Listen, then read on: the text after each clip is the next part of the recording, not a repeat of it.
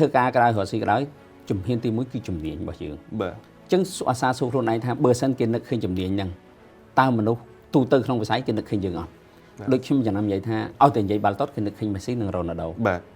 អញ្ចឹងឲ្យគេនឹកឃើញយើងចង់មានតែយើងជាបុគ្គលដែលលេចធ្លោបំផុតដែលប្រកែបំផុតដែលគេពឹងពាក់បានបំផុតទៅក្នុងជំនាញហ្នឹងអញ្ចឹងទី1តែយើងត្រូវដឹងថាភាពជោគជ័យម្នាក់ឯងអត់ខ្លាំងទេគឺត្រូវធ្វើការជាធីម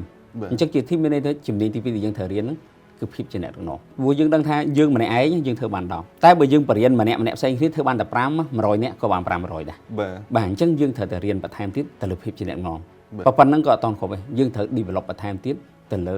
financial ទៅលើជំនាញទៅលើហិរញ្ញវត្ថុតើការប្រើប្រាស់ហិរញ្ញវត្ថុរបៀបម៉េចដែលត្រឹមត្រូវព្រោះយើងដឹងហើយថាភាពមានបានហ្មងវាមិនមែនអាស្រ័យថាយើងរកចំណូលបានច្រើនទេអាស្រ័យថាតើយើងចេះប្រើប្រាស់ហិរញ្ញវត្ថុហ្នឹងបានត្រឹមត្រូវអត់